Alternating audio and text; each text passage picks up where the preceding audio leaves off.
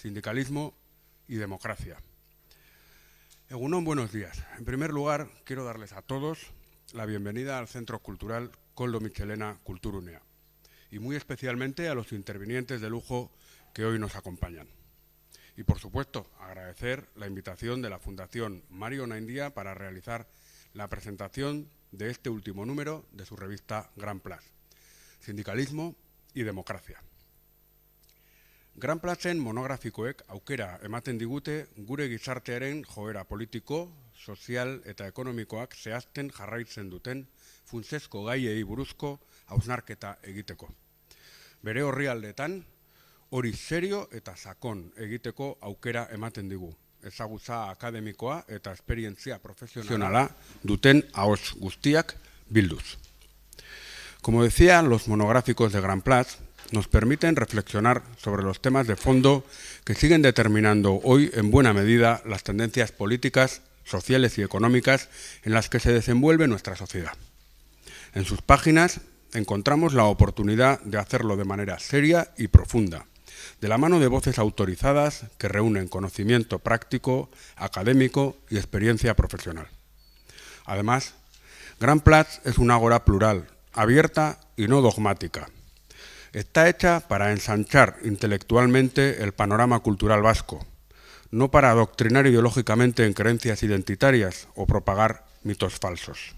Esto en nuestra tierra a veces, desgraciadamente, minoritario, es por tanto minoritario, pero mucho más necesario. Pero es que esta misma es la razón de ser de la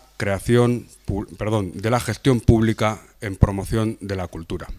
Impulsar la creación, la reflexión y el acceso a la misma como instrumento crítico de la realidad, no como correa de transmisión de ideologías.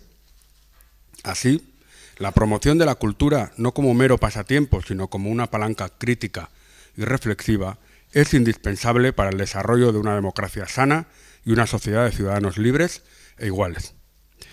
Y en esto mismo, la gestión pública y democrática de la cultura tiene una profunda analogía con el papel político y social del sindicalismo y su función en una sociedad democrática. Función que seguramente es tan estructural hasta el punto de que resulta difícil, por no decir imposible, que los sindicatos puedan ejercer su papel sin democracia y desde luego es imposible concebir una democracia sin sindicatos. El gran desafío del sindicalismo hoy es, por supuesto, actuar como freno de desigualdades socioeconómicas, pero también enriquecer la calidad de las democracias, retadas hoy y cuestionadas por totalitarismos y populismos. Seguramente, el reto es consolidar su función como red que protege los derechos de clases populares y trabajadoras, desempeñando un papel activo en la redistribución de la riqueza. Sindikalismoaren erronka nagusia desberdintasunen geldiarazle izaten jarraitzea da gaur egun. Desberdintasuna, sistema demokratikoak zalantzan jartzen dituen irizien oinarrian bai dago eta populismoaren garaipenarekin harreman estua bai dauka. Todos estos objetivos, al contrario de lo que los enemigos de la democracia quieren hacernos ver, son de una extraordinaria complejidad. Y en nuestra sociedad actual, en las transformaciones que vivimos económicas y tecnológicas, como el concepto mismo del trabajo o la necesidad de competir en mercados internacionales, complican todavía más esta realidad. Confieso que es fácil sentirse abrumado por tener que intervenir sobre esta cuestión ante figuras de la talla de las que hoy nos acompañan aquí y, desde luego, mucho más versadas que yo en este tema y, por tanto, voy a darles paso a los protagonistas para que puedan desarrollar estas y otras cuestiones relacionadas. Como decía, para nosotros es un honor contar con todos vosotros aquí y a todos bienvenidos. Eskerrik asko.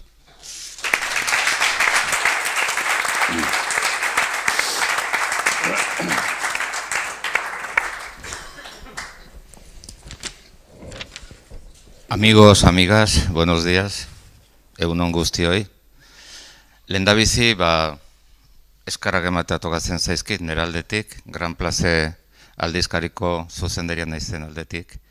Batez ere Gran Placeri, ale hau, numero hau atera dulako, hemen partaide eta solaskide ditugun hoi, bai Tomas, bai Nikolas, bai Garbin eta bai Enrikeri, eskarrak diputazioari, arkaizen bidez, izoiek esan ditulako.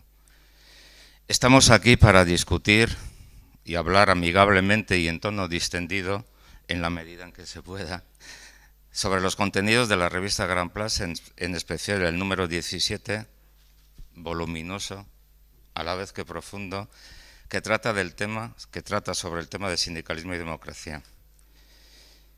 Existe una tendencia cada vez más extendida que considera a los sindicatos como organizaciones innecesarias.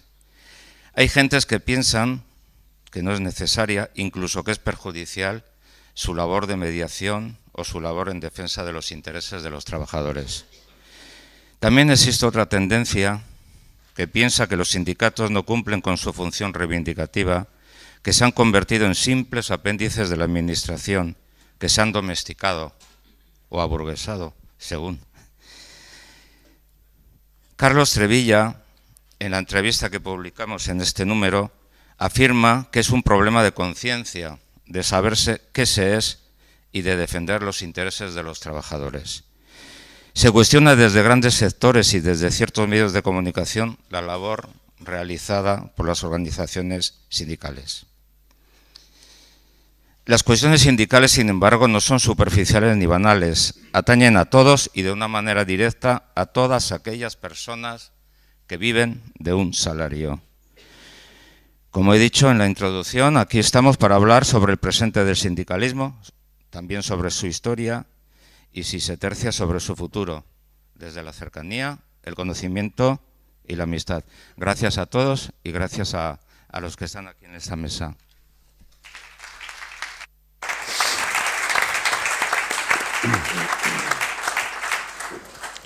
Bueno, Egunon, Denoi, muchas gracias por estar aquí, por acompañarnos en este acto de presentación de este número de la revista Gran Place, que, como decía Felipe, trata el tema del sindicalismo y la democracia. Nuestro objetivo es, también lo decía Felipe, charlar distendidamente sobre un tema que es un tema de gran actualidad, de gran calado, un tema actual, a pesar de todas las numerosas ocasiones en que se cuestiona a veces el papel del sindicalismo. Es un tema, creo que clave, ¿no?, para la construcción de una sociedad moderna, de una sociedad cohesionada, de una sociedad que luche contra sus grandes amenazas, entre ellas la desigualdad creciente, etc. Y nuestro propósito es ese. Contamos con una plantilla de lujo. Aprovecho para agradecer a los tres intervinientes su enorme generosidad, que al menos es una generosidad doble. Aceptaron participar en la revista, colaborar en ella con artículos que, bueno, están aquí, están a su alcance, que son de gran interés, y han aceptado también estar en este acto, así que muchísimas gracias a los tres por compartir esta parte de esta mañana con nosotras, ¿no? Yo simplemente, y nada, en 3-4 minutos, simplemente recordar o centrar un poco cuál es el sentido de la iniciativa que en su momento tomó la revista, la fundación, y por qué este tema, ¿no? ¿Por qué sindicalismo y democracia? Y además, ¿por qué este tema formulado así, ¿no?, las vinculaciones entre el sindicalismo y la democracia? Porque partíamos de la convicción de que el sindicalismo en el que creemos, el sindicalismo que queremos y el sindicalismo que necesitamos es un sindicalismo necesariamente comprometido con la democracia, no con la democracia simplemente como un sistema político de garantía de las libertades individuales, que también, sino con esa democracia que bueno, resume bien la idea de los estados sociales y de derecho, ¿no?, que la Constitución del 78 recoge expresamente y que probablemente ahora citamos menos, ¿no? Un sindicalismo que, bueno, que se implica en la construcción, por decirlo de una manera sencilla, de una sociedad mejor, de una sociedad en la que la riqueza se reparte de manera más equitativa y más homogénea, ¿no? Nuestra mirada, cuando pensamos en cómo plantear esta iniciativa, creíamos que, bueno, nuestra mirada debería enfocarse a tres niveles, es decir, o construirse sobre tres ejes, ¿no?, que parecen muy claros. Uno es la historia reciente, ¿no?, donde creíamos que había que destacar de una manera muy rotunda, muy contundente, la contribución del sindicalismo a la construcción a la recuperación de la democracia y a la transición política, ¿no? Y acertamos, porque hay artículos que nos lo cuentan de primera mano, ¿no? Aquí están protagonistas directos de esa historia reciente, Joaquín, Nicolás, que no solo reflexionan sobre ideas, sino reflexionan también sobre experiencias propias y tienen la generosidad de contarnos sus experiencias, ¿no? Como constructores de ese espacio, ¿no? Desde básicamente posiciones pues, de compromiso con el sindicalismo, ¿no?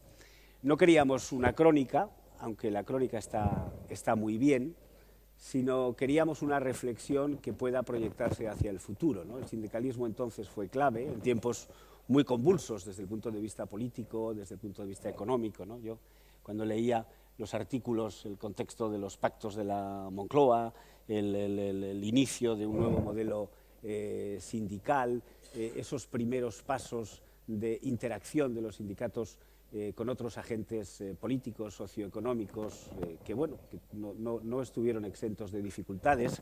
Pero digo que la intención es proyectar esa mirada al futuro, ¿no? Aprender de lo que se hizo en el pasado, ¿no?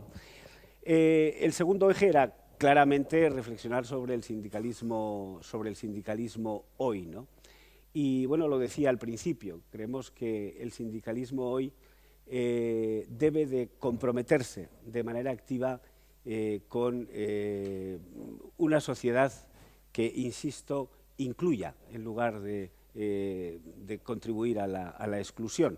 Algo que se formula de manera muy, digamos, relativamente sencilla y que es muy fácil de entender, pero que quizá no es tan fácil de llevar a la práctica, ¿no? También decía Felipe, y creo que se hacen reflexiones en ese sentido en el número de la revista, que al sindicalismo se le acusa muchas veces de defender a los suyos, ¿no? De defender exclusivamente a quienes ya están defendidos o a quienes tienen una posición estable, y de olvidarse o de mostrar cierta incapacidad para implicarse con otras personas, con otras realidades emergentes, que expresan las múltiples dualidades y las múltiples segmentaciones que tienen nuestras sociedades modernas, ¿no? Ese es uno de los grandes retos, creo, del sindicalismo, ¿no? Bueno, esa era la segunda parte de la reflexión. Por supuesto, tiene diversas manifestaciones. Una de ellas, la necesidad de que el sindicalismo cuente con un marco jurídico, con un marco legal potente para desarrollar su función. Garbiñe nos cuenta en su artículo cuál ha sido la evolución reciente de las reformas laborales, sobre todo en materia de relaciones colectivas, que no es tampoco una historia lineal ni una historia sencilla, donde hemos pasado, en referencia al modelo, momentos muy complicados, ¿no? Como la reforma del año 2012, que es una reforma, en fin, no quiero tampoco hacer una reflexión muy técnica sobre eso, pero en última instancia era una reforma que debilitaba de manera explícita, cuando digo explícita es porque formaba parte de sus objetivos declarados, debilitaba el marco de la negociación colectiva, al debilitar su instrumento básico, que es el convenio, ¿no? Bueno, ese es un tema sobre el que debemos de pensar, qué tipo de marco normativo, qué legislación necesitamos, ¿no? Para que ese sindicalismo cumpla la función que pretendemos que asuma, ¿no? Y en tercer lugar, pues mirar al futuro, ¿no? El futuro está siempre por construir, eso es muy bonito, ¿no? Creo que hay un pope del management, no soy yo un experto en management, es un tal Drucker, ¿no? Que dice que la mejor manera de prever el futuro es creándolo, no es construyéndolo. Es una de esas frases que uno dice, joder, qué bien, qué verdad tiene, o qué verdad es eso, ¿no? Pero bueno, la construcción es difícil, aunque la idea es virtuosa, ¿no? Construyamos el futuro que queremos tener, ¿no? No esperemos a que venga un futuro construido por otros, ¿no? Bueno, más o menos este era el contexto sobre el que pensamos articular este número, que hoy es una realidad, insisto, gracias a la generosidad de muchas personas, entre ellas de las tres que están aquí conmigo. Y bueno, pues está a plena disposición de todas vosotras y vosotros. Pues esto es lo que hemos conseguido reunir en torno a esa reflexión, ¿no? Yo creo que tiene cierto interés. Esta es ya la parte de marketing que me ha dicho Alberto. No te olvides de decir que la revista tiene interés y que, bueno, no estaría mal que los asistentes se hicieran con un ejemplar, en su caso, para no solo leerla, sino utilizarla como elemento de reflexión y como elemento de profundización, ¿no? Pero bueno, eso ya queda en la libertad de cada cual. Bien, dicho esto, pues pasamos a nuestra conversación.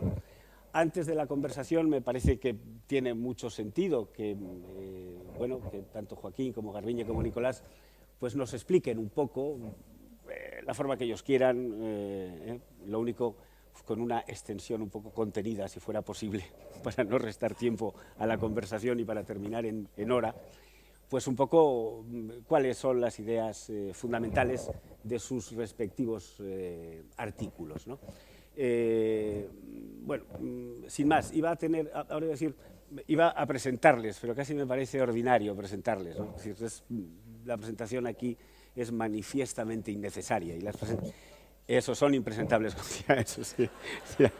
Son tres impresentables que están aquí con nosotros hoy. Y bueno, por eso creo que no hay que incurrir en esa ordinariez y, en fin, que ellos nos ilustren, ¿no? Así que en el orden en el que estamos, o empezamos por Joaquín, quizá empezamos por Joaquín. Bueno, pues tuya es la palabra, Joaquín, y somos todo oídos. Me cortas cuando me alargue. Te acorto cuando te alargues, sí, te corto.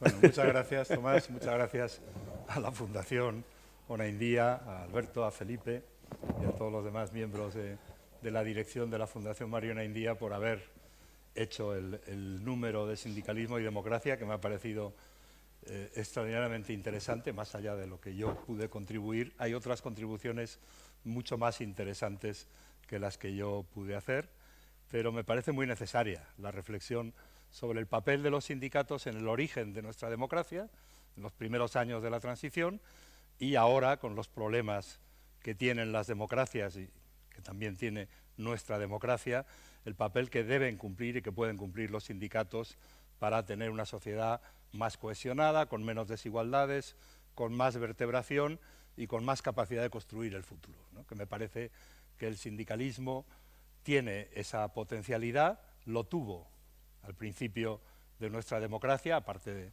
la lucha contra la dictadura, pero ahora, en las circunstancias en las que estamos viviendo, parece que vuelve a ser imprescindible reflexionar sobre ese papel de los sindicatos. Yo recuerdo en mi contribución los orígenes de la transición, visto desde el lado en el que yo estaba entonces, en la Unión General de Trabajadores. A mí me ficha Nicolás Redondo en el año finales del 75 para volver de Bruselas a Madrid. Yo estaba trabajando de economista en Bruselas y era militante de la UGT, y Nicolás Redondo me dice: oye, la Unión General de Trabajadores tiene ya que actuar en España para empujar la situación hacia una democracia donde se reconozca, entre otras muchas cosas, la libertad sindical, los derechos de los trabajadores, a la negociación colectiva, a la huelga, a defender sus intereses. Y yo llegué como economista de la UGT, el único economista que tenía la UGT. Yo siempre digo que yo fui el chief economist, porque era el único, y entonces tuve la oportunidad, entre otras cosas, de conocer a Nicolás, que llevaba tiempo ya en comisiones obreras, fuera y dentro de la cárcel, años dentro de la cárcel, pero también fuera de la cárcel, jugando un papel trascendental.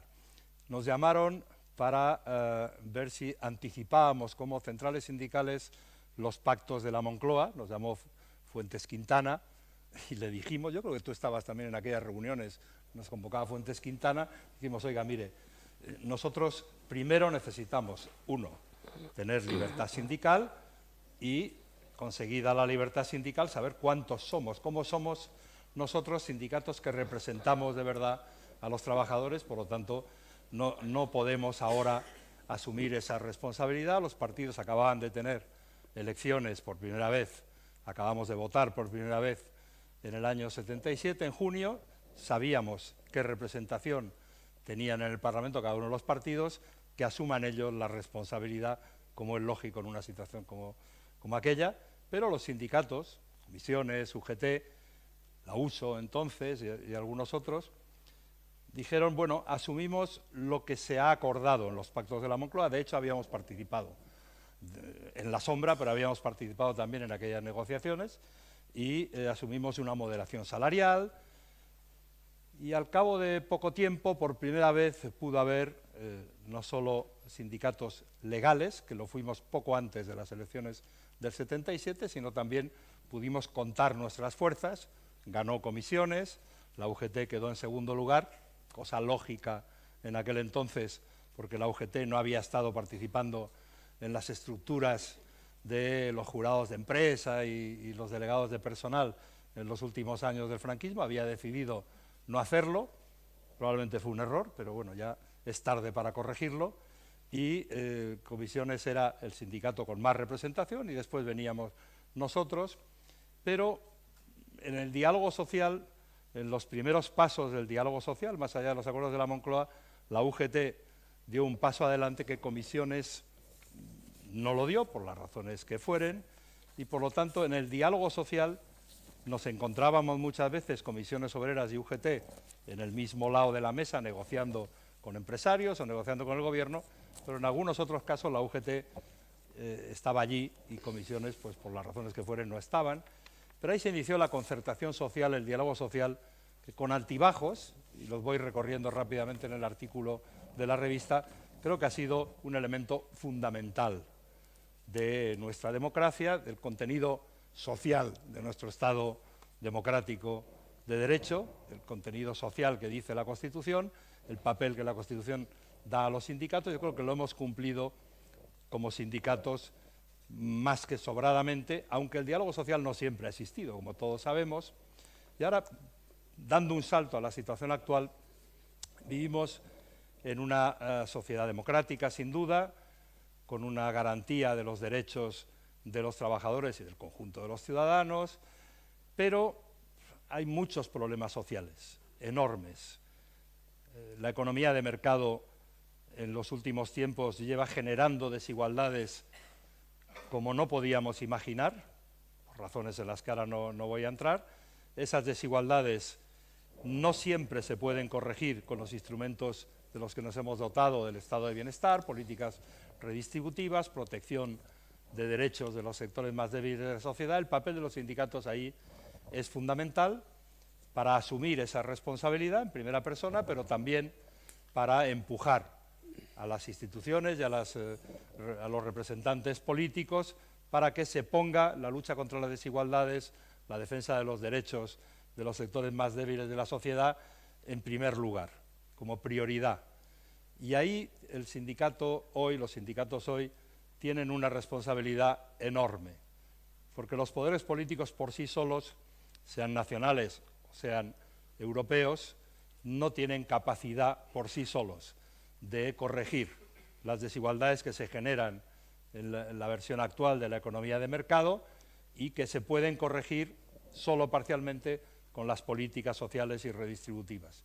Creo que el papel del diálogo social de cara al futuro, en una sociedad con desigualdades adicionales generadas por los aspectos negativos de la globalización, por el impacto de las nuevas tecnologías en la estructura social, por la destrucción de posibilidades del ascensor social para generar movilidad ascendente de aquellos que no parten en el inicio de una situación suficientemente protegida y garantizada. El papel de los sindicatos es fundamental y desde ese punto de vista, que acabo ya, quiero recordar lo que dicen dos artículos que no son los nuestros, sino que son otros que también me parecen extraordinariamente interesantes. Uno, de Unai Sordo, que creo que hace un análisis moderno del papel de los sindicatos en una economía como la que estamos viviendo hoy, en una sociedad y en una economía como la que vivimos hoy. Me parece muy bueno el análisis de Unai Sordo y me parece muy interesante lo que dice José María Zufiaur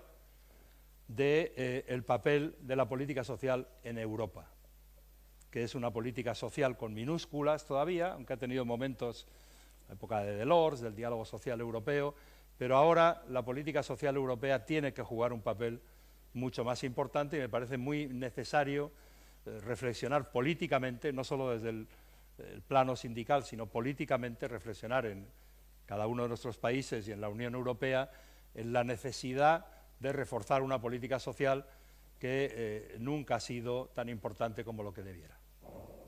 Y con eso muchísimas gracias, Joaquín, por, además muy contenido en el tiempo. Te veo que empiezas no muy... No te da oportunidad de que me empiezas muy formal, muy formal. Garbiñe. Eskerrik asko, Tomas. Eskerrik asko, Mario Onaindia Fundazioari. Eskerrik asko, Gran Plaza aldizkariari. Gonbidapen hau benetan bihotzez eskertu dut, bai ale honetan, sindikalismo eta demokraziari buruzko ale honetan parte hartzera jaso nuen gonbidapena, eta baita ere gaur horrelako mahaikideekin egoteko gonbidapena. Muchísimas gracias de verdad a la Fundación Mario Onaindia, a la revista Gran Plaza, por la invitación a participar en la revista y también a estar aquí en esta mesa con estos compañeros de mesa pues tan impresentables, tan impresionantes. De acuerdo. Cuando Tomás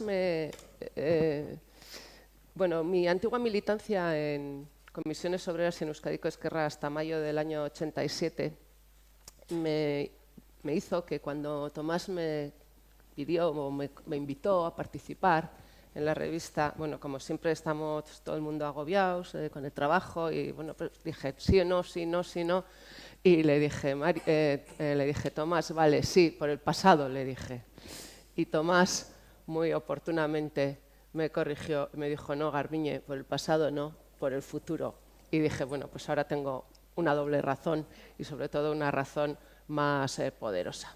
Yo estoy encantada de estar de verdad aquí bajo esos dos rótulos de Gran Plaza y de la revista de Mario. Además, lo de Gran Plaza me trae un recuerdo, y ya con eso termino, un recuerdo muy gratísimo, que es que cuando se estrenó la obra Gran Plaza en Madrid, en el Círculo de Bellas Artes, Mario no fue y fuimos Juan Mario, Andrés y yo.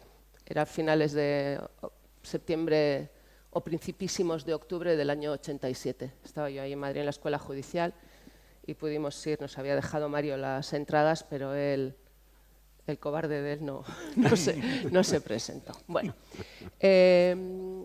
hablar de sindicalismo y democracia obligaba un poquito, a mí por lo menos me obligaba a situarme en el momento constitucional, no desde el punto de vista que lo vivieron, por supuesto, Joaquín y Nicolás, pero sí en lo que es el diseño constitucional del modelo de relaciones laborales y de la posición del sindicato y los instrumentos que proporciona al sindicato. Y me parecía tan relevante la constitucionalización que aquí nos llega en el 78, en el 32 también, por supuesto, 31-32, con la Constitución de la Segunda República, que era inevitable también recordar cómo se llega a constitucionalizar realmente el trabajo, el fenómeno del trabajo, de las relaciones laborales y el papel, la figura y el papel del sindicato. Y a recordar cómo surge, ¿no? El sindicato se ha ganado, los sindicatos, el sindicalismo se ha ganado a pulso con un esfuerzo inmenso, histórico, desde el siglo XIX, su posición constitucional hoy en todos los países, democráticos. Y recordar esa posición que yo creo que es fundamental porque efectivamente se escuchan demasiadas pullas en ocasiones muy dolorosas en contra de la acción sindical y de la posición sindical. Cuando la Constitución sitúa a los sindicatos y a las asociaciones de empresarios también en el artículo 7, en su título preliminar, no está haciendo cualquier cosa, está situándolo justo detrás de los partidos políticos. Artículo 6, partidos políticos, artículo 7, sindicatos, lo que supone que los sitúa desde luego justo en la columna vertebral del diseño institucional del Estado y por lo tanto atribuyéndoles un papel absolutamente fundamental en la construcción, en el fortalecimiento y en el mantenimiento de ese Estado social, de ese Estado democrático y de ese Estado de derecho. No es, por lo tanto, baladí la posición institucional que se reconoce a los sindicatos, ni tampoco la función que ese mismo artículo 7 atribuye a los sindicatos de defensa y promoción de los intereses económicos y sociales que son propios de las personas trabajadoras. Y aquí es donde yo quería un poquito también incidir. Me parece trascendental, ya lo ha comentado Joaquín, saldrá seguramente después, el amplísimo terreno que el sindicalismo, que la acción sindical, la actividad sindical tienen que tener en este momento.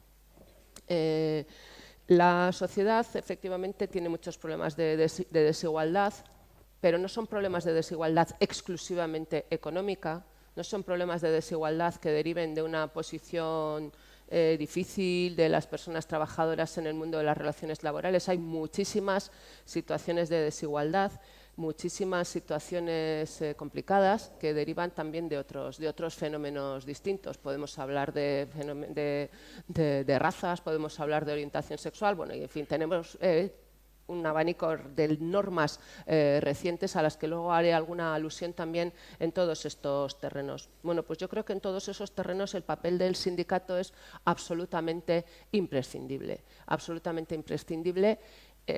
para fortalecer todo el abanico de derechos fundamentales y todo el catálogo de otros derechos plasmados en textos internacionales que España también ha firmado.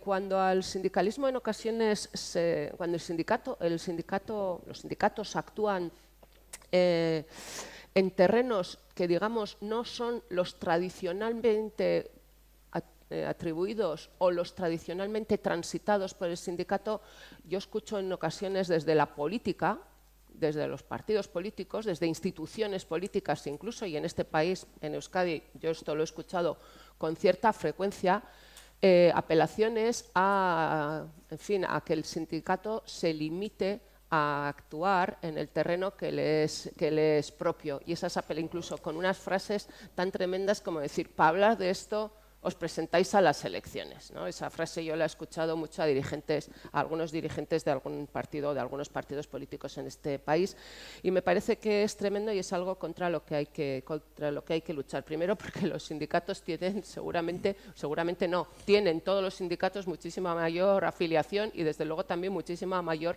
audiencia electoral y se bate en el cobre también en la representación en las empresas todos los días, pero sobre todo porque, como decía, hay un sinfín de intereses sociales que son propios de las personas trabajadoras, que son de interés de las personas trabajadoras, que los sindicatos están llamados y deben estar llamados a reivindicar. ¿Y esto cómo se hace? Bueno, pues yo creo que esto se hace con los instrumentos tradicionales. Yo creo que tradicionales y novedosos también, pero bueno, con los que ya nos movemos.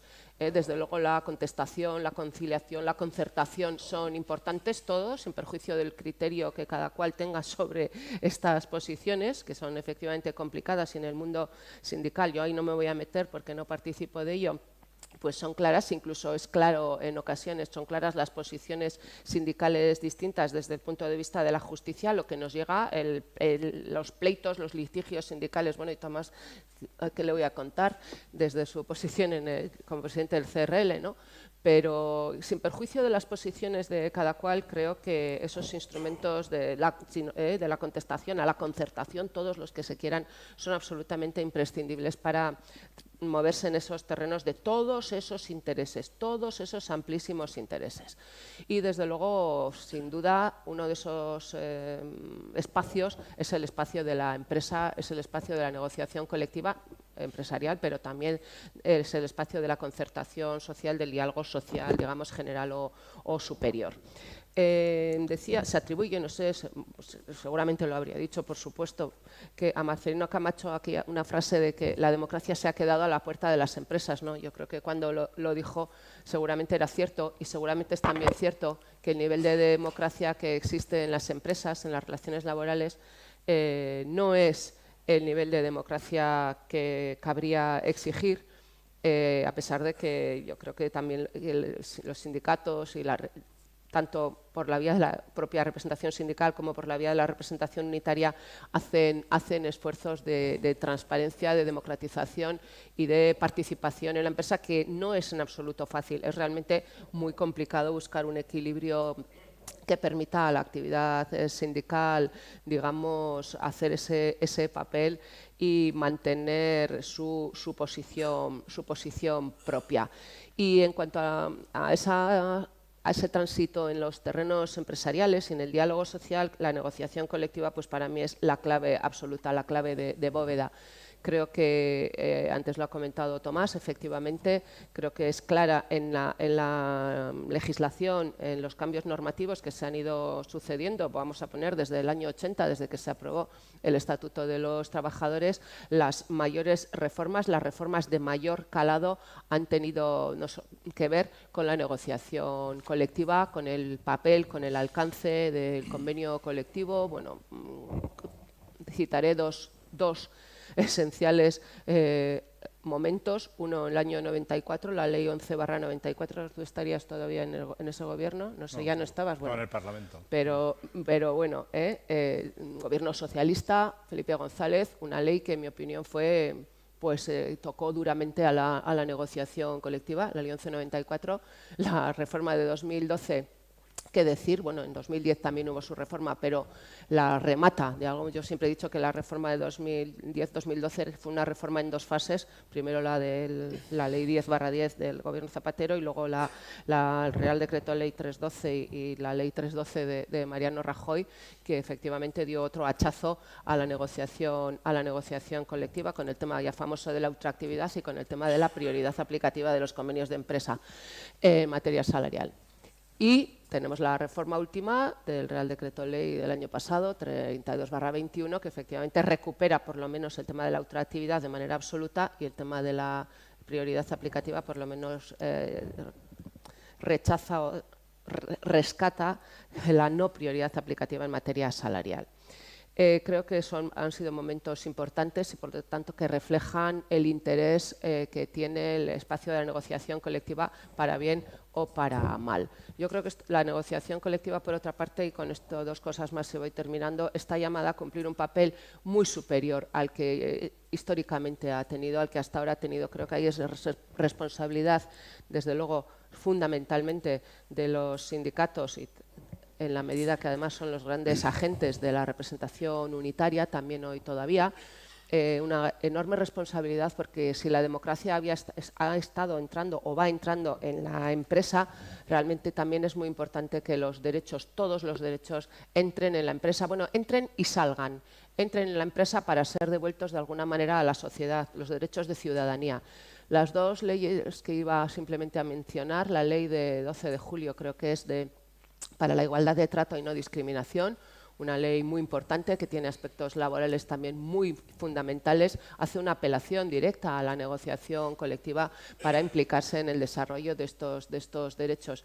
Y la ley que esta semana está tan en canción, la ley orgánica 10/22 de garantía integral de la libertad sexual, la ley del solo sí es sí, hace también otro llamado muy importante a la negociación colectiva para el desarrollo, formación, etcétera, en los derechos de libertad sexual. Por lo tanto, yo creo que al sindicalismo ahora se le exige que de alguna manera reciba esos derechos y también en las empresas los saque reformulados desde el punto de vista, los saque y los devuelva a la sociedad también reformulados desde el punto de vista de las relaciones laborales, pero también porque no solo lo exige desde ese prisma, sino con carácter general. Yo creo que, por lo tanto, los sindicatos ahí tienen un reto muy importante en esa y en otras materias. He mencionado estas dos porque son las dos últimas leyes de entidad en ese sentido.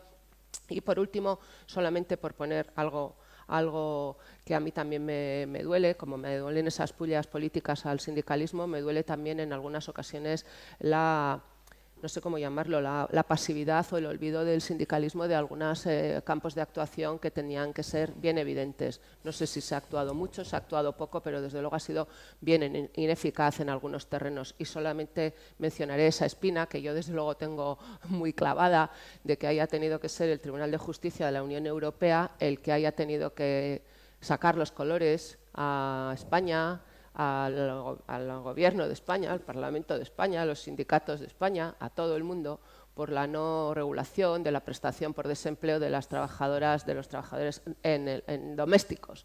Yo creo que desde que en 2011 la OIT había aprobado su convenio para la igualdad de derechos de estos trabajadores, ha habido un déficit muy importante, y yo creo que hay de verdad el sindicalismo por la democracia y por los derechos de todas las personas tenía que haber estado mucho más ágil, como también este gobierno, por supuesto, y los gobiernos anteriores. Pero la espina yo la tengo más clavada desde el punto de vista de la actividad de los sindicatos, de todos los sindicatos. Esto es mi reflexión. Muy bien, Garbiñe, has abierto un montón de frentes. No sé si vamos a poder abordarlos todos, pero está muy bien. Bueno. Tenemos aquí una labor, un campo amplio de reflexión y de diálogo. Nicolás, terminamos esta primera ronda. Bueno, pues ante todo daros las gracias por habernos invitado a venir aquí a San Sebastián, que es siempre un regalo, ¿no? Nos habéis hecho un regalo. Entonces, por muchos motivos, venir para mí a San Sebastián siempre tiene un significado muy especial.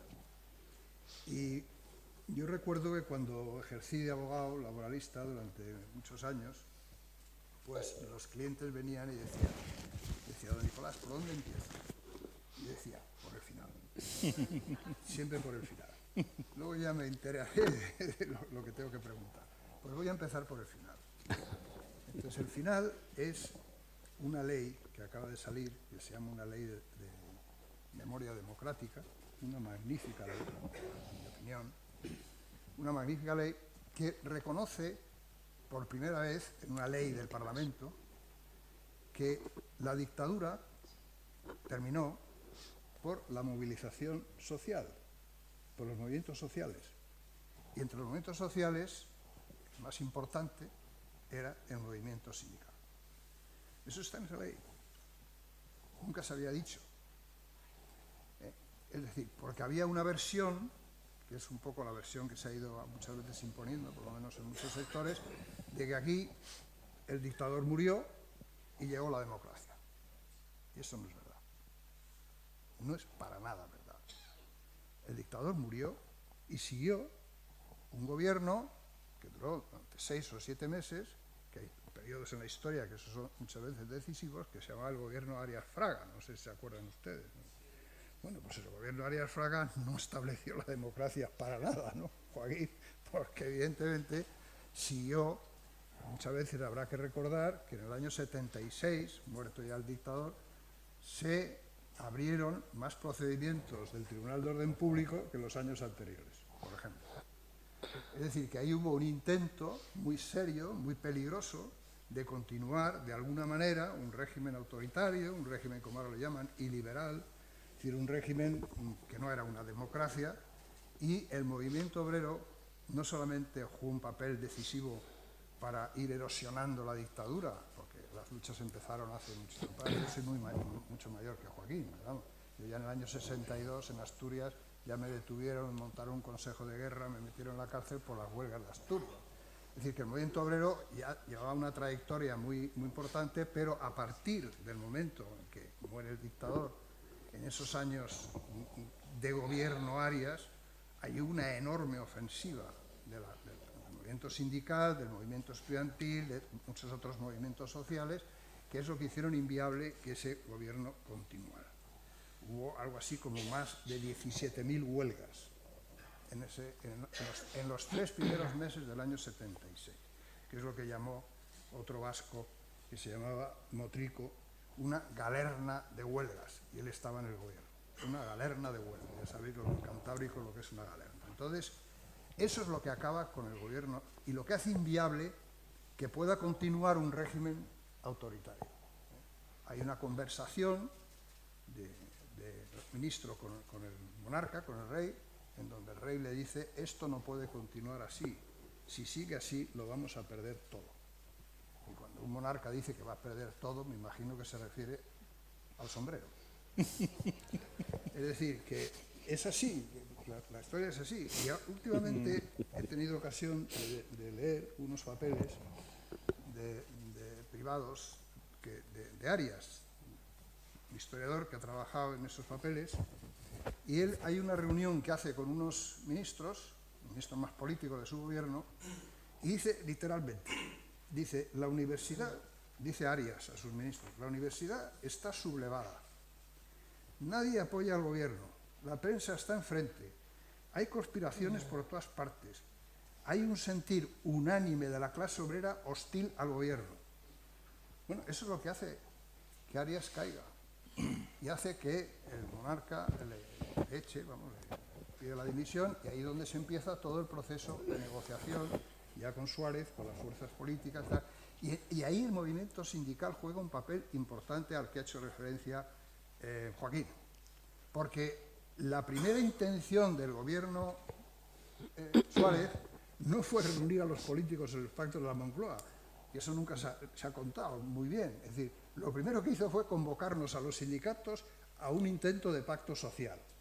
En el Ministerio de Economía, ahí arriba, en Castellana para arriba, con unos cuantos ministros del gobierno, yo representaba a Comisiones Obreras porque era el que llevaba las relaciones llamadas políticas e institucionales, era el que me ocupaba de ese menester, y ahí estuvimos negociando hasta que les hicimos comprender, tanto la UGT como nosotros, de que no íbamos a firmar un pacto social, porque lo que este país necesitaba no era eso. Porque un pacto social, pues bueno, un pacto de rentas, que si lo hubiéramos dado, Suárez ya prescindía del resto, es decir, ya no necesitaba los partidos políticos, ya tenía los sindicatos, imagínate. Entonces es cuando él convoca los pactos de la Moncloa. Por lo tanto, los pactos de la Moncloa, que fueron, en mi opinión, bastante decisivos luego para el país y para luego discutir la Constitución, etcétera, con una inflación terrible que teníamos del 20 y tantos por ciento, el 26, 27%, que era encima amigo mío, dice, esto es una inflación de golpe de Estado. Sí, es una inflación de golpe de Estado. Entonces, el problema era ir a unos pactos de la Moncloa, se hicieron los pactos de la Moncloa, ahí no estuvimos presentes directamente en la Moncloa los sindicatos, pero sí detrás, como decía Joaquín, y eso fue una contribución importante de los sindicatos, aparte de que también esa movilización de los sindicatos, tan potente de aquellos meses del gobierno Arias y posteriores, también contribuyó, en mi opinión, yo lo digo también creo en el artículo, si no se me habrá olvidado, pues era el tema de que logramos unir a la oposición, porque es que la oposición estaba dividida en España desde la Guerra Civil, no había manera de poner de acuerdo a socialistas, comunistas, demócratas cristianos, liberales, bueno, nada. Y en cambio, esa movilización social, no solo del movimiento obrero, también los barrios, las mujeres, bueno, al final acabaron también jueces, militares, en fin, aparecieron ya movimientos de diverso tipo, contribuyó a la unión de la oposición, que se llamó la Plata Junta, que luego es la que negocia con Suárez, bueno, pues los elementos del tránsito a la democracia. Por lo tanto, el movimiento sindical jugó un papel esencial, el movimiento sindical, en la lucha contra la dictadura, en la transición, en todo el proceso que fue llevando hacia la democracia en España. Y eso es importante, el que esta ley nueva, magnífica, yo sé que es muy larga, tiene no sé 50 y tantas páginas, no sé cuántos artículos, 60 y vale la pena tantos. leerse, las 50 y tantos artículos, vale la pena leerla, es magnífica, porque es contar de una manera muy seria lo que ha sido la historia de este país, que nos han contado una que era bastante al revés. Yo creo que este es un elemento importante que, bueno, pues explica el papel del movimiento sindical, que yo sé, como decir, estoy totalmente de acuerdo en un periodo que los sindicatos ya no siguen para nada, los sindicatos no sé qué, los sindicatos solo defienden a los suyos, tal. Yo quiero decir que qué hubiera sido de España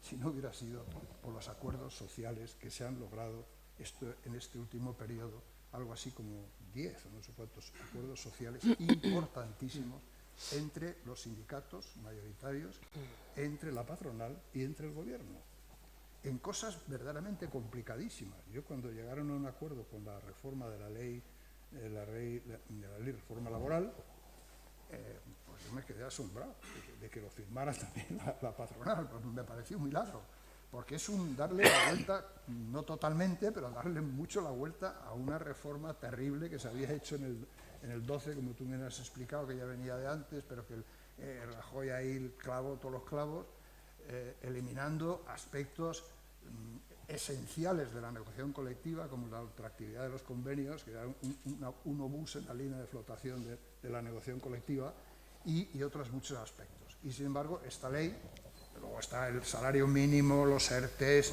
bueno, un montón de acuerdos que se han ido haciendo últimamente y que son, en el barullo general que hay de pelea en este país, política de los partidos, en el Parlamento, yo creo que ha sido un elemento esencialísimo en el momento de la crisis del COVID y luego pues todas las crisis que estaba viviendo, el que los sindicatos hubieran llegado a estos acuerdos ha sido el elemento, yo creo, en mi opinión no es por tirar a favor de los sindicatos, ¿no? Que uno tiene cierto cariño, ¿no?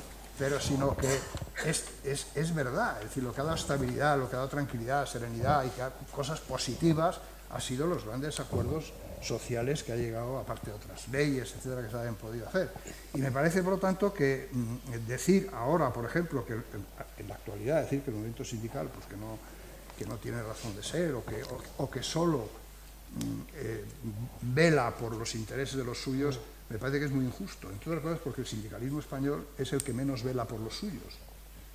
Claro, porque con la Constitución... Porque vela por todos. Hombre, porque claro, vela por todos. ¿por qué? Porque la negociación colectiva tiene eficacia erga omnes, claro. Es decir, tiene eficacia general.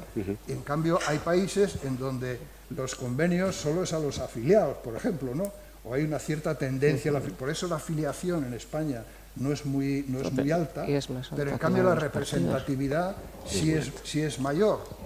Cuando hay elecciones sindicales, pues bueno, comisiones y UGT ahora ha bajado un poco, pero en el momento en que habla Joaquín, por ejemplo, primera se ve, bueno, entre comisiones y UGT éramos el 80% de la representación de los comités de empresa. Luego la afiliación, claro, como te llevas las ventajas, estés afiliado o no, pues tampoco había un gran estímulo para que la gente se afiliara, ¿no? Como había en cambio en otro.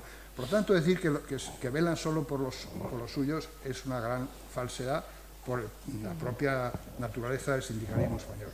Yo creo que acabo, porque habrá motivo de poder hablar, porque a mí siempre me llaman últimamente, claro, para hablar del pasado, y a mí lo que me interesa es el futuro. Lo que me interesa, y donde estoy metido hasta de coz y coz en muchos asuntos es en el futuro. O sea que bueno, pero bueno, hay que hablar de vez en cuando, porque si no se conoce el pasado, tampoco se va bien hacia el futuro. Pero en todo caso, hablaremos un poco del futuro, que es muy importante. Sí, hablaremos, como aquello de martes y 13, hablaremos del gobierno. Bueno, antes de hablar del futuro, hay tantas cosas que la verdad es que me cuesta, me resulta difícil reconducirlas.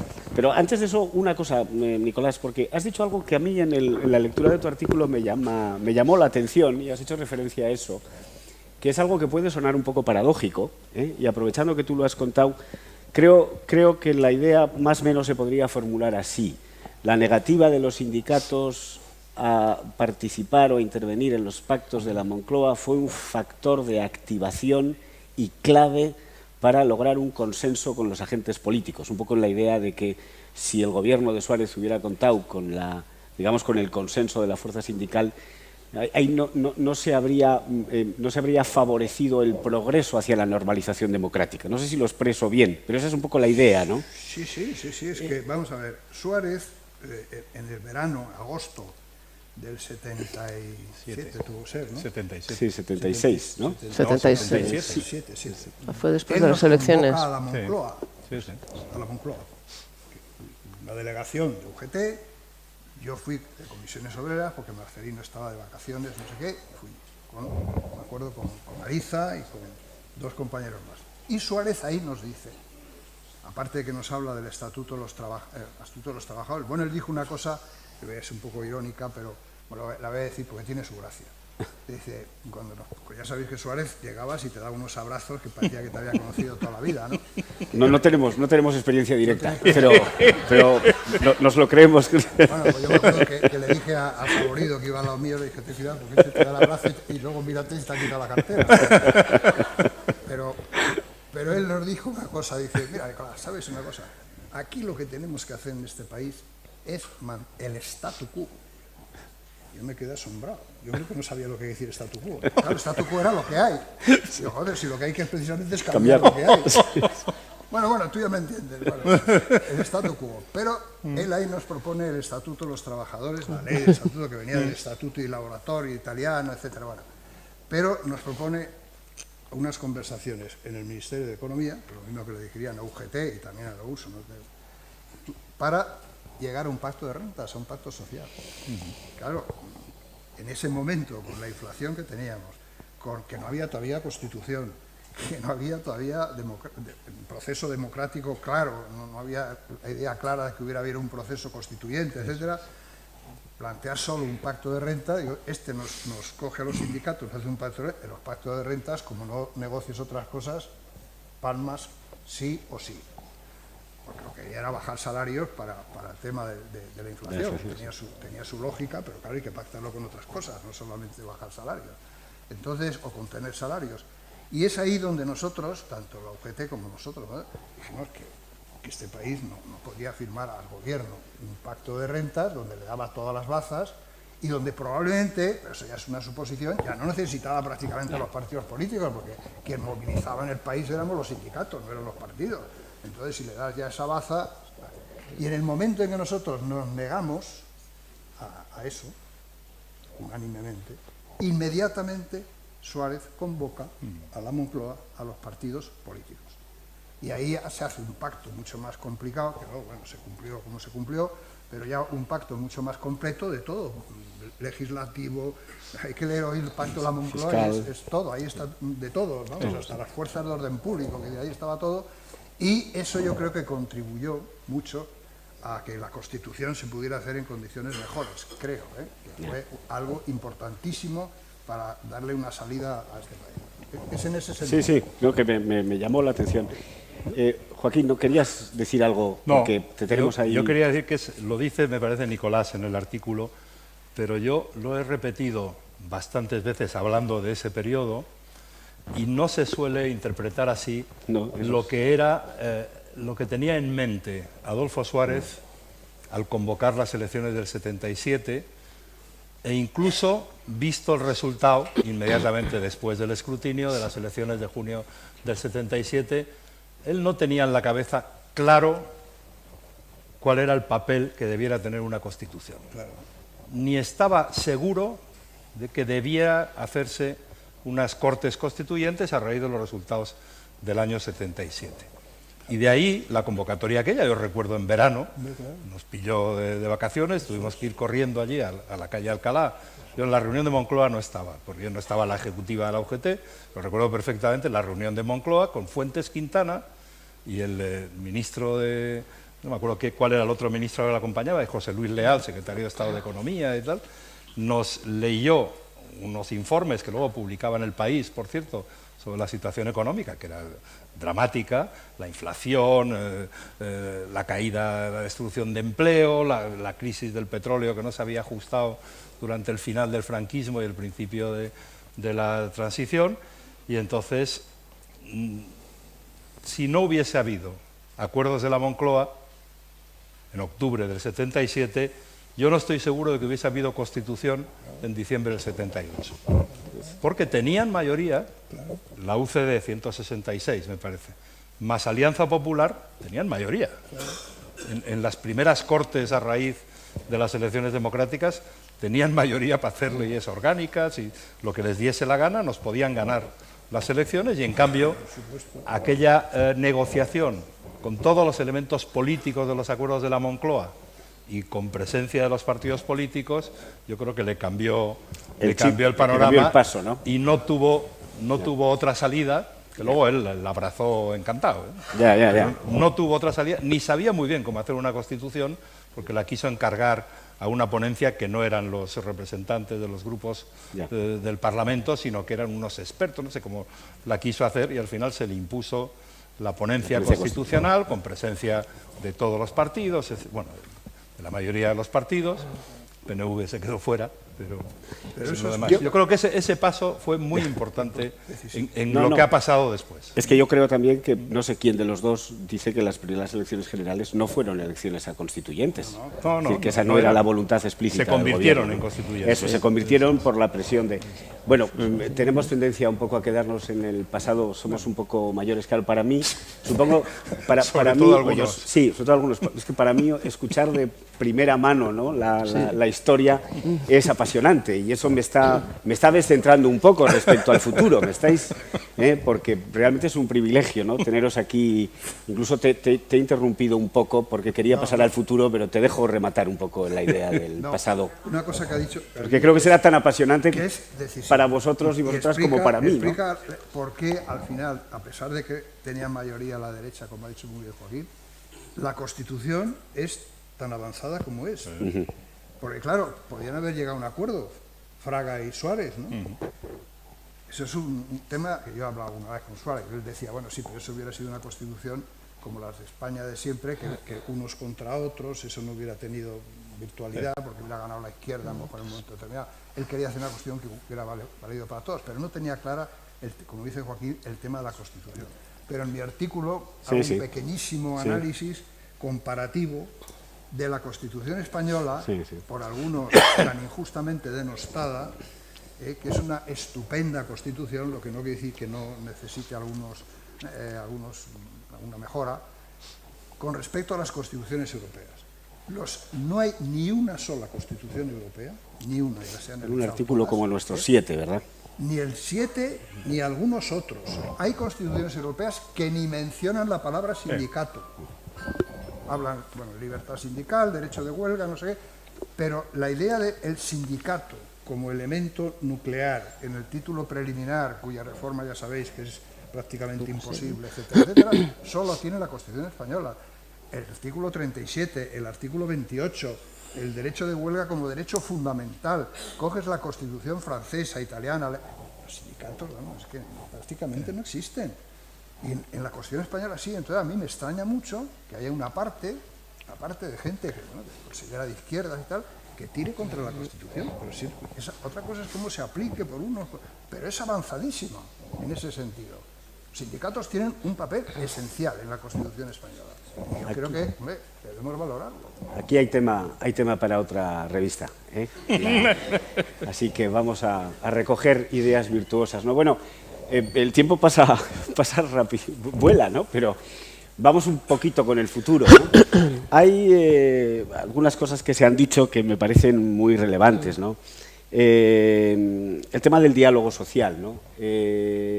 Claro, hay un diálogo social, digamos, clásico, bipartito, ¿no?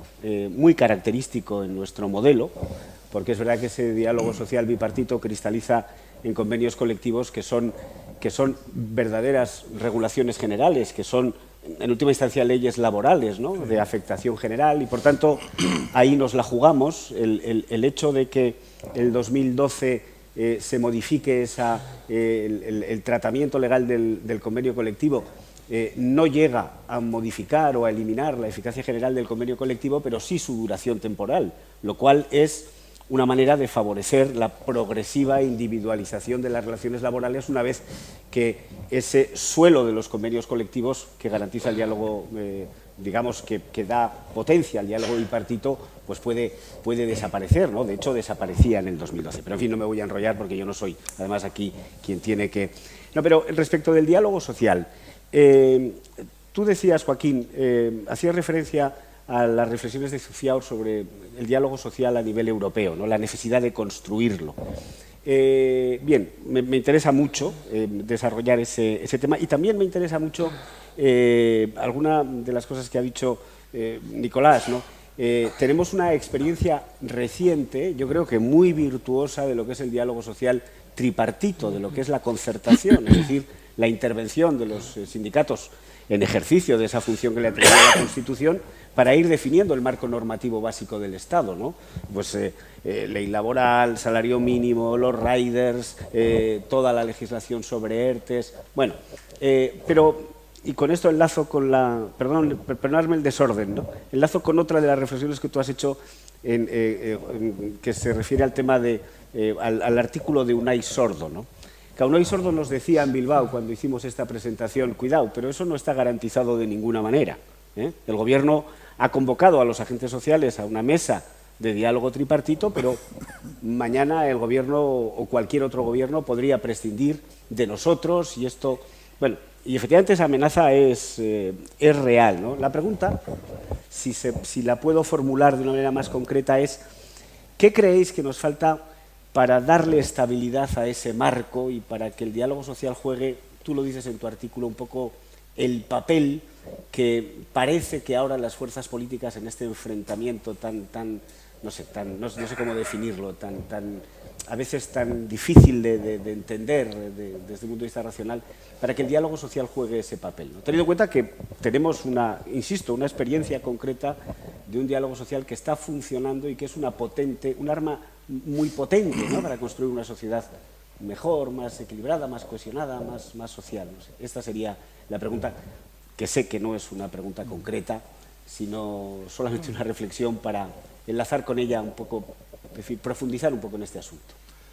Bueno, yo creo que lo que yo digo en el artículo es que la experiencia de estos últimos 3 años, 4 años ya, de acuerdos sociales, algunos de ellos muy importantes, como la reforma laboral, pero otros también de mucha enjundia, nos señala algo que debe ser una norma para el futuro, en un futuro en que políticamente el grado de polarización es muy alto, pero incluso si no fuese tan crispada la vida política que vemos a través de la televisión, las sesiones parlamentarias, las declaraciones de unos y otros, el sistema de partidos ya no es un sistema de partidos que garantiza ex ante una cierta estabilidad para el gobierno y una cierta estabilidad para la mayoría parlamentaria incluso. Vamos a vivir una época con un grado de fragmentación, no solo polarización, sino fragmentación política que lleva a la inestabilidad y a la debilidad para tomar decisiones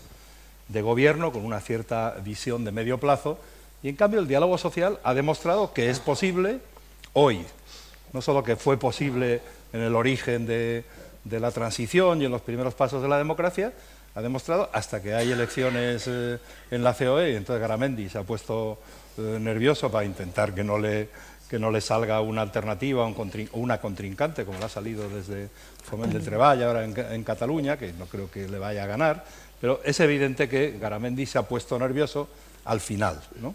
Y ha visto que la presión desde el lado del PP era muy fuerte, que no podía estar haciendo favores al gobierno participando en un diálogo social. Pero yo creo que esa experiencia que ha sido tan positiva en estos años difíciles, con la crisis de la pandemia y todos estos shocks que tenemos uno detrás de otro, creo que no se puede perder y que ha demostrado que es una forma de llegar a acuerdos muy defendibles y muy positivos, y a su vez de conformar un marco de juego en el que el Parlamento, aunque no tenga una mayoría parlamentaria clara, el gobierno de turno tiene que seguir adelante, o se ve obligado a seguir adelante, asumiendo, endosando los acuerdos sociales. Yo creo que ese papel es muy importante, más allá de lo que se puede conseguir directamente en la negociación colectiva, ¿sí? Tenemos la desigualdad, los sectores sociales, la exclusión social, la formación profesional, es decir, podríamos seguir, todos los tenemos en la cabeza los problemas pendientes, ¿no? Tenemos un problema pendiente del empleo, tenemos 5 puntos menos de nivel de empleo en España que la media europea, tenemos el doble de tasa de paro que la media europea, a pesar de que está yendo bien el mercado de trabajo, pero seguimos en una situación tremenda. Las desigualdades en España han aumentado mucho y no habían aumentado antes de hace unos cuantos años, han aumentado a partir de la crisis financiera y están aumentando a raíz de la pandemia, ahora con la crisis energética, la inflación, y ahí hace falta contar con una especie de impulso sólido del diálogo social para facilitar los acuerdos políticos que solo los puede adoptar el Gobierno y el Parlamento. Y eso me parece que es una dimensión nueva del diálogo social que tiene, a mí me gustaría, que ser apoyada, empujada, incentivada por un marco europeo de política social como el que define Fifiaur en su artículo, y que aparece y desaparece, ¿no? La última vez que apareció fue en la época de Jean-Claude Juncker como presidente de la Comisión. Yo ya no estaba en la Comisión, pero Jean-Claude Juncker, que siempre ha sido un socialcristiano, con una idea muy clara de lo que es la economía social de mercado, impulsó el diálogo social a escala europea, el pilar social, etcétera, etcétera, la cumbre de Gotemburgo en 2018 me parece que era, pero ahora, con las crisis de la pandemia y de la energía, hay otros temas que están en la agenda prioritaria de la Unión Europea, y yo creo que eso no se debe perder, porque si Europa vuelve a recuperar una dimensión social creíble a través del diálogo social y a través de unas mayorías en el Consejo, creo que eso a nosotros nos va a beneficiar mucho, la suma de diálogo social en España más una Europa sensible a los desafíos sociales que tenemos todos los europeos, no solo nosotros. Parece que es un marco por el que hay que apostar. Muchas gracias. Sí. Garbiñe, tú antes hablabas de, un poco conectado con esto, hablabas de algunas experiencias que te parecen virtuosas, otras, en fin, señalabas también algunos puntos negros, como por ejemplo la pasividad o la lentitud que está teniendo el Gobierno para reaccionar en algunos campos no sencillos, ¿no? Como donde se producen pues, desigualdades y segregaciones quizá más llamativas o más sangrantes, como el ámbito doméstico, etcétera. Pero has hablado de la igualdad. Y yo cuando se habla del diálogo social en esa acepción amplia, ¿no? Tiene que ver un poco con también lo que nos decías, aquello de Marcelino Camacho, ¿no? La democracia se ha quedado a la puerta de las fábricas, ¿no? Claro, la contribución del sindicalismo a incrementar los niveles de igualdad, por ejemplo, de igualdad de género, ¿no? Es esencial en términos estrictamente laborales, pero también es esencial en términos estrictamente sociales. Es decir, es un paso, digamos, imprescindible y necesario para conseguir una sociedad, pues eso, que sea más justa, que active el talento de las mujeres, que responda... Bueno, ¿crees que tenemos hoy un marco legal? Y en todo caso, ¿qué crees que a ese marco legal le faltaría? Yo creo que le falta el compromiso sindical, del que no dudo, pero también otros elementos como la formación, la cualificación, dedicar incluso recursos públicos a fortalecer un sindicalismo al que se le llama a una función tan compleja como, por ejemplo, esta, ¿no? Desarrollar un marco de igualdad de género en el ámbito de las empresas, que es una piedra de toque para extender la idea de la igualdad en el conjunto de la sociedad, ¿no? ¿Qué faltaría legislativamente o desde el punto de vista de la acción sindical? ¿O qué crees que se ha avanzado? Ahora voy con eso. Sí, pero previamente sí que quería hacer alguna notita al tema del diálogo social y de las experiencias recientes. La reforma laboral, Real Decreto Ley 32/21, esto es un éxito del diálogo social, pero genera una cierta tensión con la vida parlamentaria. Es decir, al Parlamento se le da un paquete cerrado e intocable. Es decir, lo dejo ahí. Esto ha generado también su debate, ¿no? Su debate político, de decir por qué las fuerzas políticas van a quedar al albur de lo que haya decidido la representación sindical y la representación patronal, aunque sea con el Gobierno también de por medio. Bueno, ahí está una cuestión. Yo creo que el diálogo social, efectivamente, yo creo que no se puede alcanzar mayor éxito que el que ha tenido en estos 3 últimos años, incluidas todas las medidas contra la COVID, etcétera. Y yo creo que esa experiencia, efectivamente, ahí sí que hay que mantener el statu quo, aunque sea este statu quo de facto, ¿no? del diálogo social. Y probablemente sí. Ahí sí que haría falta. Ya sé que todo no lo resuelven las leyes, pero las leyes resuelven muchas cosas y ayudan mucho.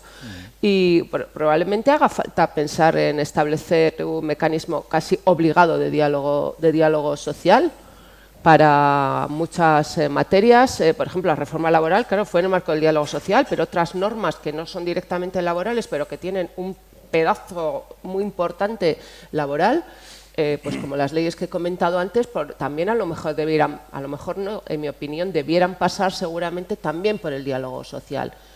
y por lo tanto yo creo que ahí sí que se podría impulsar muchísimo. Yo esto supongo que le daría mucho trabajo, demasiado al sindicalismo, digo trabajo, de mucha tarea, mucha faena, pero creo que también serviría para reactivar y situar al sindicato, al sindicalismo donde tiene que estar, hablando de muchas más cosas que normas solamente o estrictamente laborales. Y en cuanto al tema de la igualdad, sí, es que, en fin, yo creo que la ley de igualdad, la ley de julio y la ley de garantía, la ley de solo sí es sí, para aclararnos, la ley de garantía integral de la libertad sexual, por ejemplo, apelan a la negociación colectiva y por lo tanto al sindicato o a los sindicatos de una manera mucho más allá que lo que podían estar apelando normas anteriores, las de 19, etcétera, sobre los planes de igualdad en las empresas, etcétera. Aquí es que se hace una apelación realmente a construir igualdad en todos los terrenos, con todas las circunstancias que se mencionan en la norma y que desde luego tienen mucha incidencia dentro de la empresa y dentro de las relaciones laborales en general, pero es que a los sindicatos, a la negociación colectiva, se le está pidiendo ya que construya igualdad, que construya libertad sexual, formación en libertad sexual, prevención en libertad sexual fuera del marco de la empresa también. O sea, está llamado a construir derechos de ciudadanía en la empresa, pero para la sociedad, para la ciudadanía. ¿Cómo se hace eso? Hombre, pues eso es muy complicado. Si no sabemos cómo hacerlo, si siguen fallando los factores educativos, pues que seguimos teniendo las tasas, por ejemplo, de vulneraciones de la libertad sexual, todas las tasas de desigualdad, como decía, en todos los terrenos. Se ha hecho falta una ley expresa de igualdad y no discriminación, que nunca había habido una ley solamente para hablar, bueno, solamente con ese título de igualdad y no discriminación, pero que despliega un abanico en un montón de terrenos, y ahí está llamado el sindicato de una manera tan importante. Pues yo creo que efectivamente necesitará también el sindicalismo pensar qué mimbres necesita para construir esos cestos o ese cesto tan importante. Yo no sé lo que necesita, pero primero necesita apropiarse de eso, es decir, efectivamente somos factor, somos sujeto llamado a hacer derechos, a hacer constitución, a hacer derechos fundamentales, a hacer ciudadanía, etcétera. Y una vez apropiado eso, pues se tendrá que hacer. Hombre, no es sencillo. Las propias relaciones laborales son un marco, un espacio muy complicado para la igualdad. Es un ámbito de gran desigualdad dentro del marco de la empresa mismamente, ¿no? Bueno, esto ya todo el mundo es consciente de ello, y sin embargo esa apelación hay que hacerla. Y en ocasiones también, efectivamente, ni los órganos de representación unitaria ni los órganos, la representación sindical en las empresas donde la haya, en ocasiones también, o en muchas ocasiones, se detecta que tampoco han sido suficientemente sensibles a esta cuestión dentro de las concretas empresas, y por lo tanto ahí hace falta pues un esfuerzo muy grande, como el que precisamos todo el mundo, todos los agentes.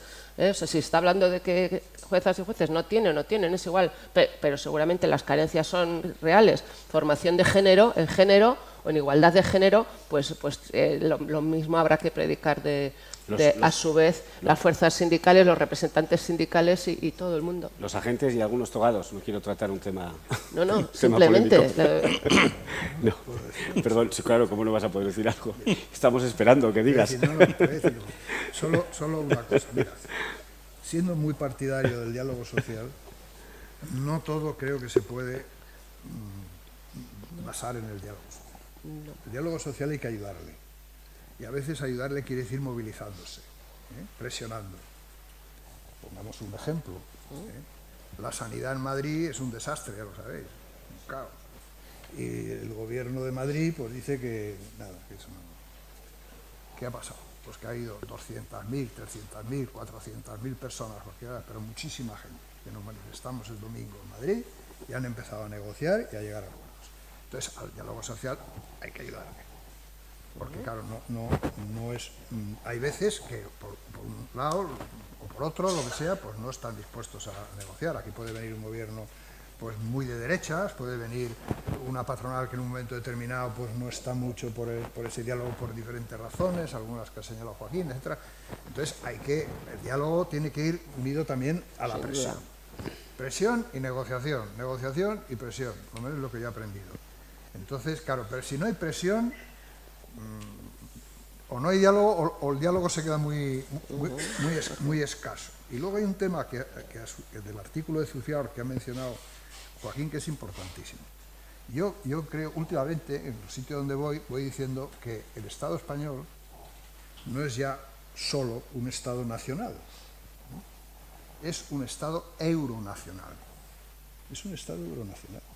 Hay muchas cosas de soberanía que hemos traspasado, que estamos compartiendo con otros estados en la Unión Europea. Esto Joaquín lo sabe mucho mejor que yo, porque ha estado ahí de comisario y de tal.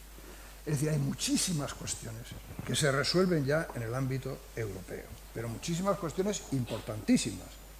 Entonces, el Estado ya es un Estado euronacional. Y yo creo, tengo mis dudas, de que sea sostenible cara al futuro el estado de bienestar si no le empezamos a dar una dimensión europea. En algunos temas, ¿no? Ya se ha hablado del salario mínimo europeo, ya se ha hablado de algunos temas. Pero es verdad que una cosa es el diálogo que ha habido en determinados momentos en Europa y otra cosa es que la política social pase a ser en parte competencia europea. Son dos cosas diferentes. Y competencia europea no lo es de momento. Entonces, yo creo que partiendo de esta idea del Estado euronacional, en donde la política monetaria, agraria, comercial exterior, miles de cosas, presupuestarias, muchas cosas están ya a nivel europeo, el gran cuestión del futuro, yo creo que tú lo dices también en tu artículo, algo dices, es fundamental darle una dimensión europea. Y para que haya una dimensión europea, claro, tiene que haber un diálogo europeo también, a nivel europeo. Pero para que haya un diálogo europeo tiene que haber unos sindicatos europeos que funcionen. Tengo una opinión no excesivamente positiva de cómo está la Confederación Europea de Sindicatos, porque he hablado con Cándido, con Tojo, tal, que han ocupado cargos importantes en la CES y venían de las reuniones, y algunos de ellos hemos hablado, y bueno, venían un poco decepcionados, es decir, que era dificilísimo el movilizar a la gente por los intereses de los del norte con los del sur y los del este con los del oeste. Es decir, no hay un movimiento sindical europeo con capacidad de presión como existe a nivel. Y en cambio las patronales lo tienen mejor organizado. Entonces, esa cuestión es, a mí, de la cuestión sindical actual, la que más me preocupa. Sí, sí. Tenemos claro el objetivo, pero tenemos un marco que no es un marco seguro y tenemos efectivamente unos sujetos, unos interlocutores a los que les falta mucho recorrido, ¿no? Bueno, esto va avanzando. También quisiéramos dar la oportunidad, a ver si alguien del público, pues no sé, quiere plantear algún tema, porque nos quedan escasamente 15 minutos. Entre tanto, y mientras si se decide algún valiente o alguna valiente, pues seguimos un poco en esta interesantísima charla. Me parece absolutamente esencial la reflexión sobre el Estado euronacional y la necesidad de construir una Europa social, ¿no? de afianzar una Europa social. Pero hay un tema que me gustaría, quizá el último, ¿no?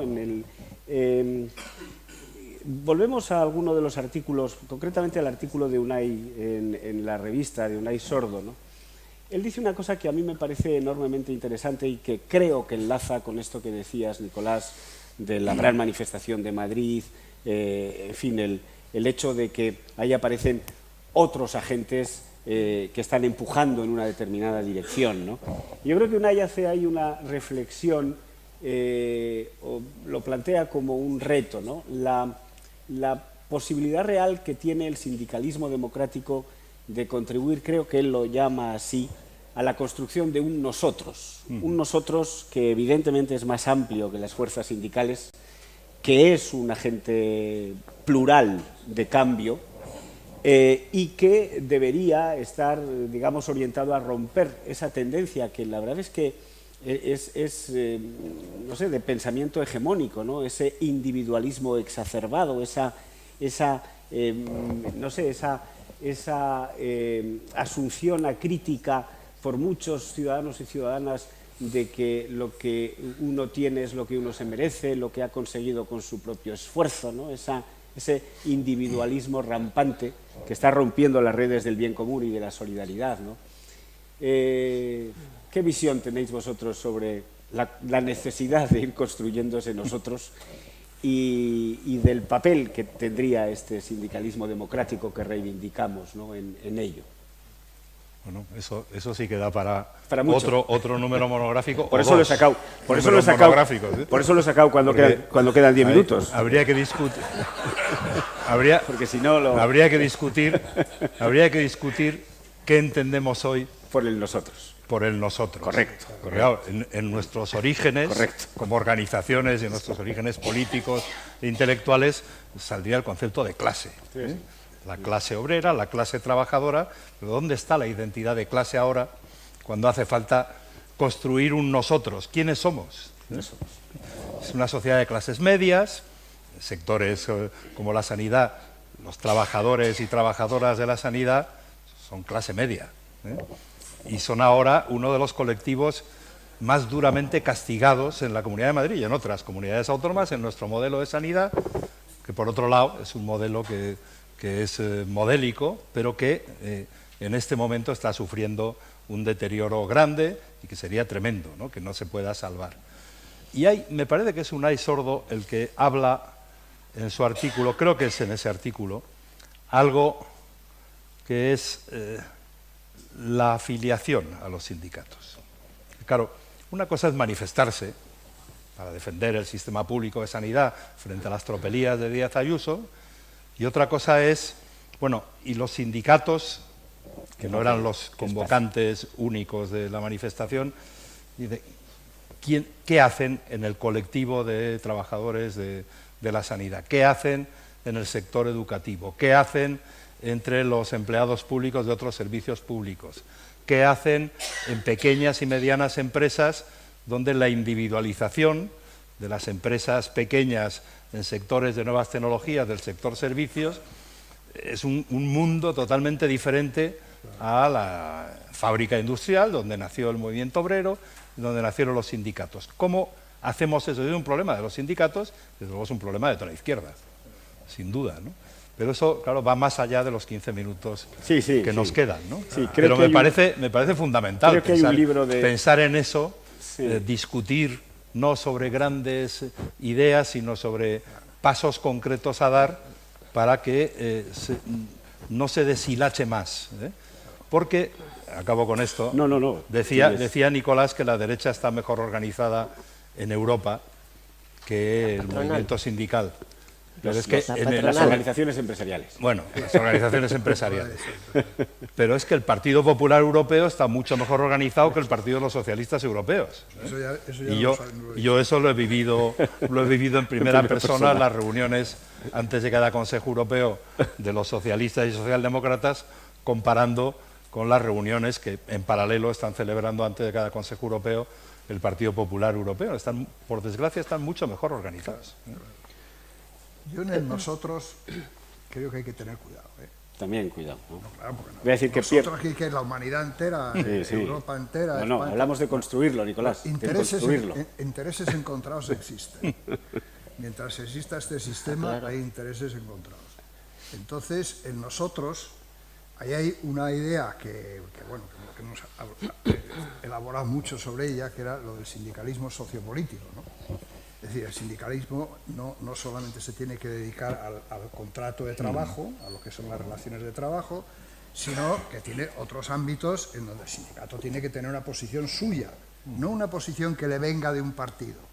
De ahí la independencia de los sindicatos, fundamental en la UGT, en comisiones, de que no hubiera un partido que le diga lo que tiene que pensar en las cuestiones políticas, no. Política educativa, política sanitaria, política fiscal, hay ámbitos que son decisivos en el trabajo sindical, que es lo que yo llamo el sindicalismo sociopolítico, ¿no? Es decir, que va más allá de lo que es la relación laboral, el contrato de trabajo, ¿no? El salario, la jornada, etc. Y esos son aspectos básicos para el futuro del sindicalismo, que es un poco por donde puede ir una parte del nosotros.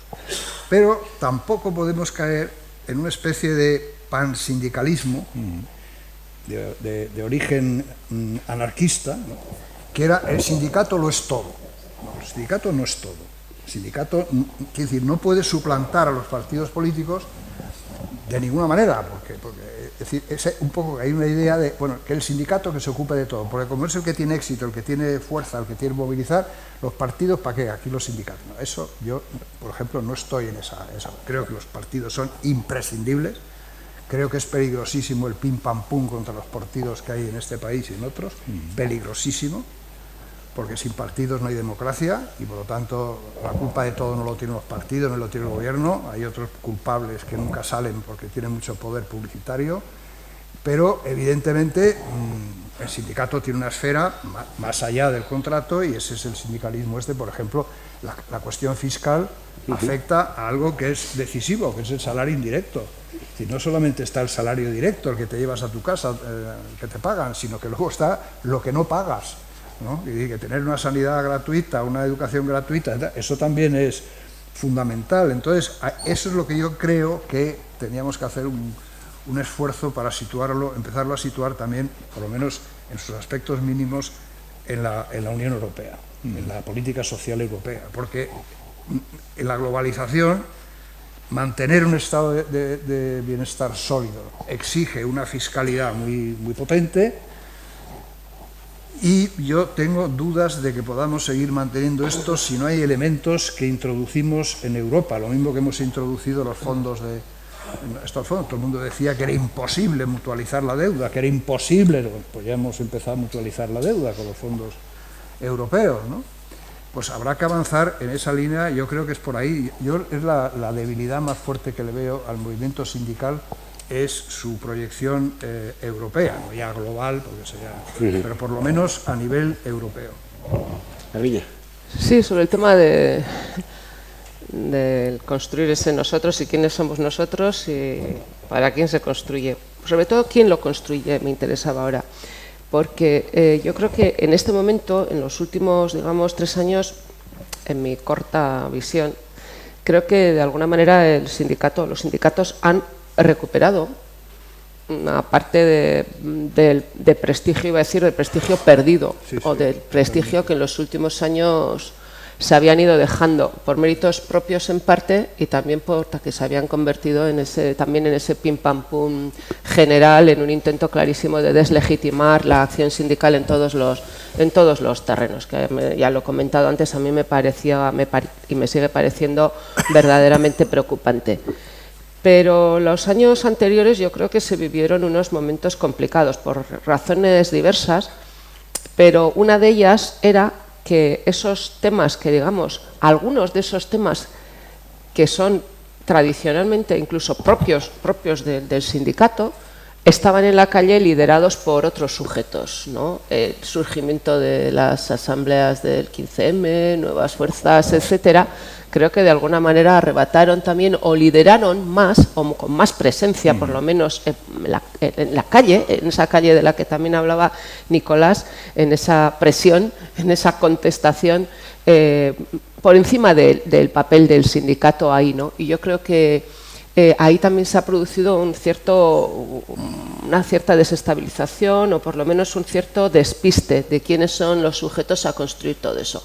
Yo creo que se ha recuperado en ese sentido terreno, desde luego gracias al diálogo social, digamos al éxito del papel sindical ahí y, en fin, y también al retroceso probablemente de esos otros, retroceso o por lo menos resituación, recolocación de esos otros movimientos en un terreno más propio que efectivamente es fundamental, que es el papel de los partidos y de su actividad institucionalmente canalizada, además de otra.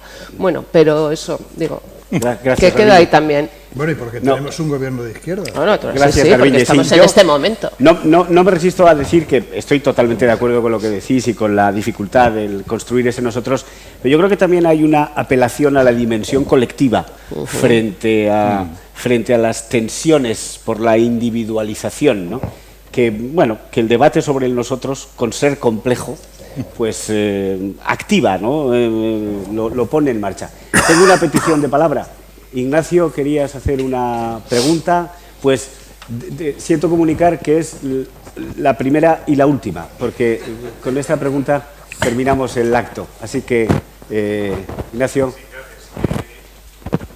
Apuntaba el señor Almunia respecto a que nos voy a hacer al momento actual del diálogo social. Coincido con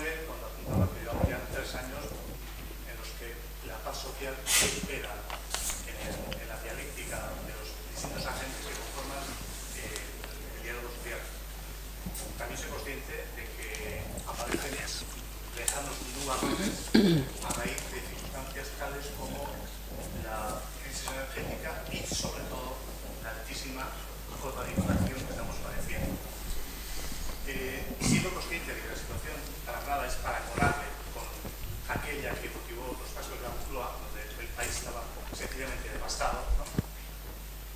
Yo quisiera, aprovechando la primera vez que estoy con el señor Sartorius aquí, presencialmente. Creo que está apagado, sí.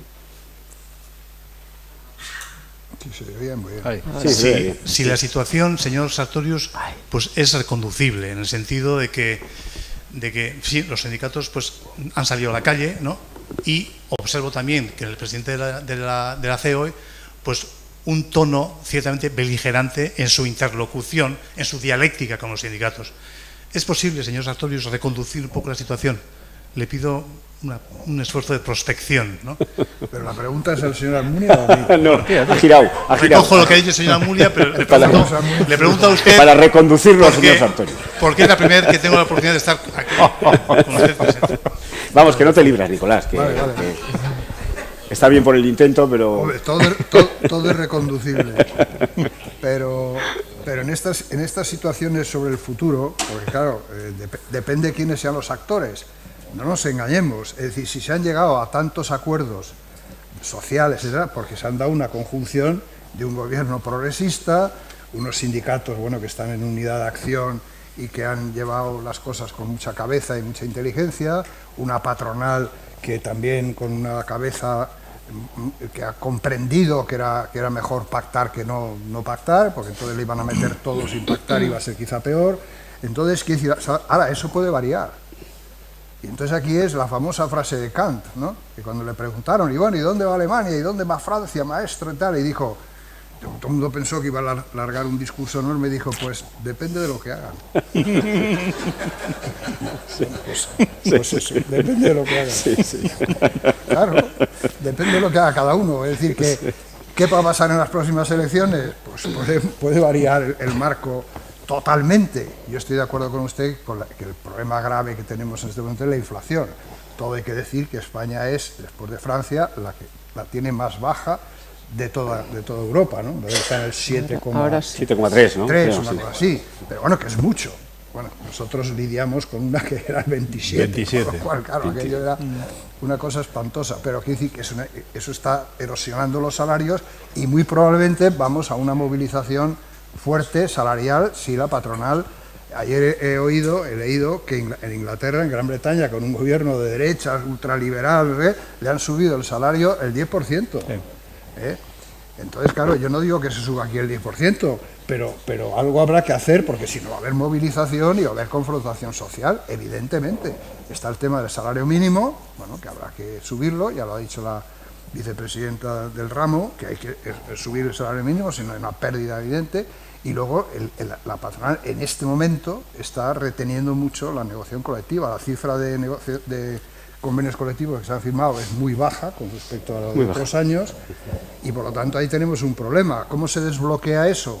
Pues yo espero que si al señor Garamendi, o no sé, pues gana las elecciones, etcétera, pues probablemente a lo mejor entrará. Cada vez que nos acerquemos más a las elecciones, más complicado me parece a mí que va a ser el asunto, pero de todas maneras es reconducible y es necesario hacerlo, hay que hacer un gran esfuerzo para hacerlo, y si la patronal no entra, pues el gobierno con los sindicatos tendrá que pactar lo que tenga que pactar y habrá que elevar el salario mínimo y habrá que hacer cosas.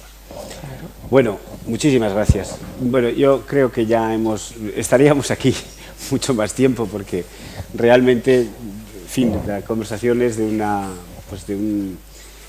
mucha sustancia, que decían las madres, tiene mucha sustancia esta conversación.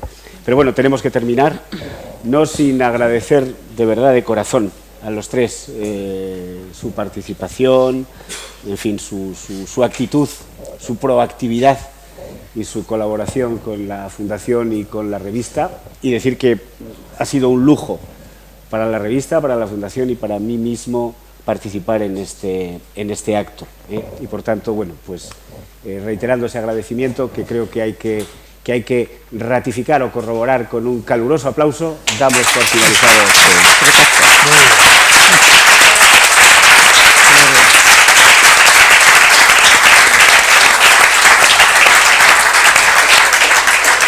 las gafas. Falta nada. Bueno, muchísimas gracias. No sé si luego si no estoy perdida.